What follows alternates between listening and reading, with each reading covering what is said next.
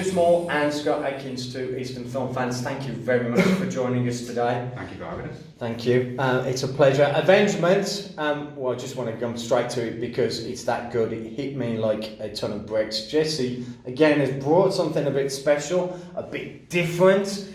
From your side, Stu, you know, as a writer, creator, what's the process for you when you come to something like this and go, how do you start that process, as it were? Different every time. Yeah. With this one, obviously, I've done quite a few films now with Scott and Jesse, and each one has been different with regards from a creation story point of view. For this one in particular, the original idea was Jesse's idea, was the original concept of a guy walks into a bar, and throughout the storytelling, we'll find out what's brought in there. So that was essentially that, and then between the three of us, really, me, Scott, and Jesse, we all worked on the concept of the story, and Scott obviously had a lot to do with the character of Kane, because obviously it's like nothing Scott's ever done before. No. And I think many actors, you know, to basically almost play two different characters within the one was a huge element to the story, really. And this is it. So watching like Scott's evolve, and so when I said this about the debt collector, there was probably a evolution as opposed to an evolution. I don't know. I'm going to go with evolution because he's sitting right there and he's close enough to kick me from there. So there's an evolution, and maybe it's Jesse and your writing as well. We talked about obviously Accident Man, Debt Collector, again, well-received films and stuff. But again, there's an evolution with Scott. I feel from your point of view, there's a new character, something you can get your teeth into. Were you drawn to the script because of that? Obviously, you had some influence, as Stu said, on that and the character. But does that drive out? From the inception, Jesse had this idea of this guy walking into a bar, holding the bar pub hostage, and telling them the story of you know, getting revenge for all the bad things that have happened to him in his life, and you know, telling the story to this group of held hostage, and then we go into flashbacks to see that. That's what interested me, and just from that premise, you know, we came up with a story, and then Stu went away and wrote that, and then, you know, pass it back to Jesse, and he does a pass, and I have a little pass, and you know, the three of us together. And it's been like this really since Accident Man and Debt Collector, and Stu's a little bit on Triple Threat as well. Yeah. And we're going to be doing much more. The three of us together, we seem to complement each other. Come on in, don't be shy. We loved the Bronson film. Bronson's Scum.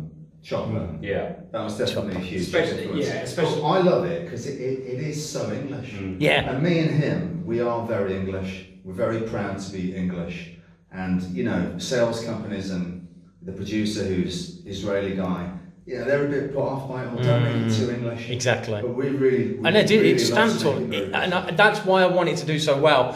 It's so British, and we can all see that. But I think it'll travel well because it's one of those. It's a classic like revenge film, and I've said that in my review and stuff. It will become a classic because everybody loves a revenge film. So therefore, it transfers. It goes across all regions, all areas, all countries, because everybody can relate to that. Everybody's like enthusiastic, but everybody can get on board with it. But it still keeps its British and its culture and its pub and its, and I think intrinsically as well, which carries on from that it's quite self-deprecating as well. It's not, when we say we're proud to be British, you watch that film, there's not a lot to be proud of. You know, they're all criminal, everyone in it. Yeah, but every film almost end up in a pub. But it's like everyone in it is a bad guy, really. There aren't many good guys in the whole. Maybe the cops, you know, but who knows? But you know, so there's a lot of.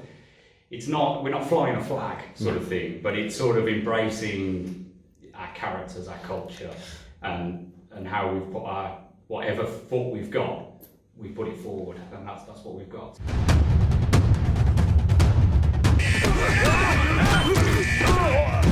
Guilty as charged. Your sentence is extended by 1 year. We hereby find you guilty 2 years. So that was worth it, mate. You know, the trailer can be very violent and kicking people in the head, but there's a lot. We feel like there's a lot more to it than that, and it's ultimately, at the end of the day, it's a family story about a guy and his big brother. Not a family film. I don't know the kids are going to watch it. When my mum said, "Oh, is it a 12 certificate?" I went, "Probably not, Mum. No, probably not."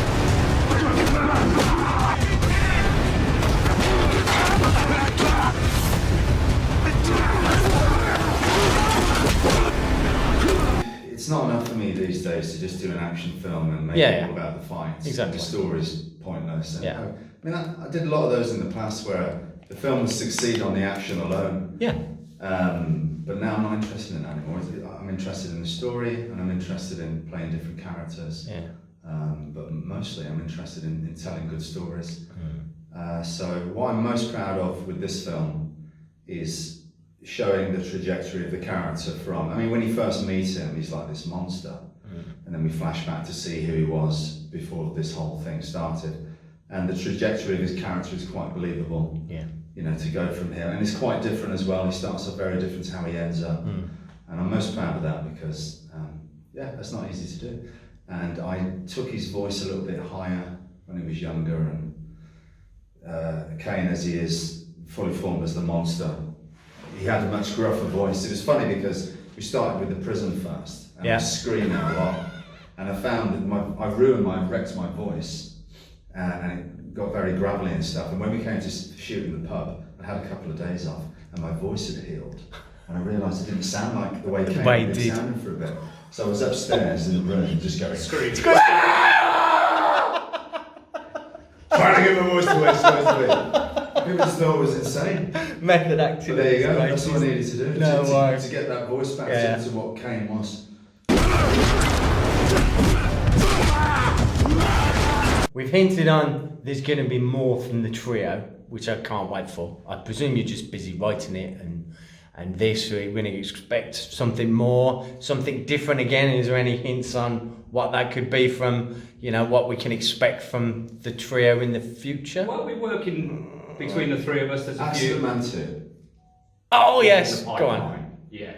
So we're not greenlit. Now, I did say on my review of Accident Man, if you wanted to use another Accident Man, it's free, it's yours, you can have that. I'm giving it you for free, there you go. Okay. But I was hoping you were going to do a sequel, so brilliant. If you are, I can't wait. We're hoping we can. Yeah. We think that Mike Fallon, the character, he's got a lot to say for himself and a lot of places to go. So that's our primary thing at the moment, isn't it? Bringing that back. Certainly we're very excited that the first film did well and we're developing the new one with them. It's a great character. I can imagine it being a great kind of TV series. It lends itself to that because journey, and absolutely on a journey. People are genuinely see.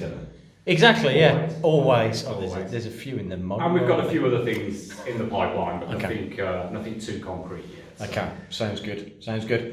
Pleasure again, Scott. Thank you very much for taking your time today. Stuart, it's a pleasure to meet you. Nice to meet you. Carry on making great films. Well, we love watching them. And get that Brummy fight tournament sorted out and stuff all front and centre. in the ballroom. In the ballroom. Yeah. Thank you. Into the ballroom. Into the ballroom. That's okay.